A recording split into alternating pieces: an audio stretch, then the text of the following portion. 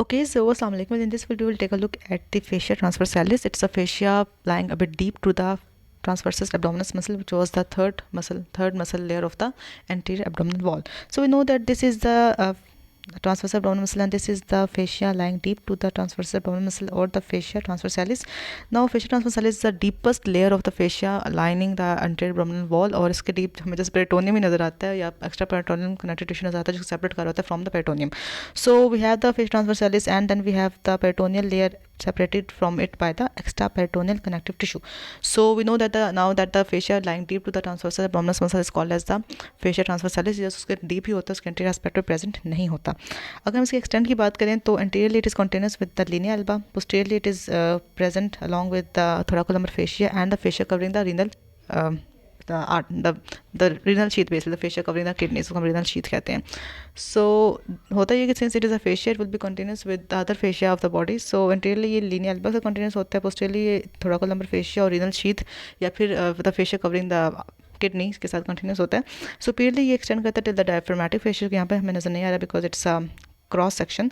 We know that हमारे abdomen के ऊपर डायफ्राम में पड़ा होता है, so the fascia covering the diaphragm will be the diaphragmatic fascia, तो उसके कंटिन्यूस होता है हमारा ये वाला fascia, that is the fascia ट्रांसवर्सालिस.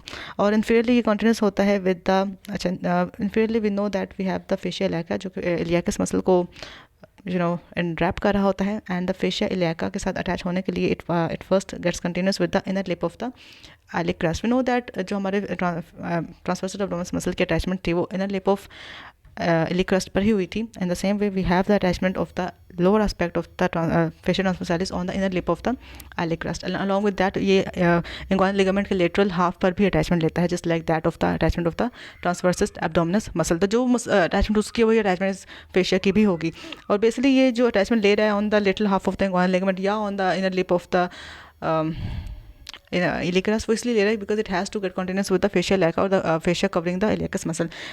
Okay ये तो हो गया उसकी इन्फीरियर अटैचमेंट. फिर हम इसकी मीडियल अटैचमेंट की बात करते हैं. Medial it will be continuous with the pubic tubercle, pubic crest and the pectineal line, वही जो हमारी अटैचमेंट्स थी ऑफ द लिनिया अल्बा भी जो उसकी लोअर अटैचमेंट थी. एंड कहा जाता है कि ये जो फेशिया है द फेशिया ट्रांसवर्सालिस ये प्रोलॉन्ग हो जाता है within thigh to form the anterior wall of the femoral sheath. हमें we know that we have femoral canal in the thigh and we have their contents enwrapped in the femoral sheath. तो वो जो femoral sheath की anterior wall है वो contribute होती है by the fascia transversalis. We need to know that one that thing आप. Okay so मैं एक बार इसकी सारी बाउंड्रीज या इसकी एक्सटेंट्स रिवाइज कर देती हूँ. जिसको सुपीरियर एक्सटेंट हो जाता है टिल द डायफ्रामेटिक फेशिया, जो उनका इन्फीरियर एस्पेक्ट है वो जा रहा है till the fascia iliaca through its attachment on the inner lip of the iliac crest and on the lateral half of the inguinal ligament. Anteriorly जा रहा है टिल द हमारा लिनिया अल्बा, पोस्टीरियरली जा रहा है till the thoracolumbar fascia and the renal sheath, और बस यही है medially till the pubic tubercle, pubic crest and the pectineal line. अच्छा जी, फिर बात करते हैं about its one of the various its modification that is the deep inguinal ring. We know that in the lower aspect of the middle half of the abdomen we have the inguinal canal, और उसका एक superficial ring होता है, एक उसका deep ring होता है. Superficial ring तो बेसिकली lie कर होता है medially and the deep ring laterally, and deep ring is basically triangular सी एक you can say एक cut होता है, triangular सी एक opening होती है within the fascia transversalis. So basically fascia transversalis is forming the deep ring या opening of the inguinal canal. So this is the deep ring, और यही basically opening होती है inguinal canal को, ये हमारी contribute हुई है by the fascia transversalis. So that's why the fascia transversalis is very important. अगर हम इसकी लोकेशन की बात करें deep ring की, तो ये basically just 1.2 centimetre lateral to the mid inguinal point present होता है. We know that this is the mid inguinal point, इसका जस्ट लेटरली हमें नजर आता है. एंड हमें इसके रिलेशन में एक इंपॉर्टेंट आर्टरी नजर आती है, it is inferior epigastric artery, जो कि यहाँ से वी नो दैट कहाँ जा रही है, इन द रेक्टस शीथ ही जा रही होती है. So this was the it's one of the important modification of the fascia ट्रांसवर्सालिस. अच्छा फिर हम बात करते हैं कि इसकी प्रोलोंगेशन होती है. वी नो दैट सिंस ये इस रीजन में प्रेजेंट है, तो यहाँ पर वी नो दैट हमारे पास स्पर्मेटिक कॉर्ड भी पास कर रही होती है थ्रू द इंग्वाइनल कनाल. तो वाइल पासिंग थ्रू इंग्वाइनल कनाल जो हमारी स्पर्मेटिक कॉर्ड होती है अपने ऊपर एक लेयर ले लेती है हमारे फेशिया ट्रांसवर्सालिस की, due to which we call that as the internal spermatic fascia. So internal spermatic fascia is the layer of the fascia transversalis which gets enwrapped around spermatic cord while spermatic cord is passing through the inguinal canal. अच्छा जी, इसके अलावा we know that कुछ जो इसकी layer होती है while passing while being continuous with the fascia illaca, it also forms the interior wall of the femoral sheath. So along with forming the internal spermatic fascia for the spermatic cord, our fascia transversalis also form the interior layer of the femoral sheath.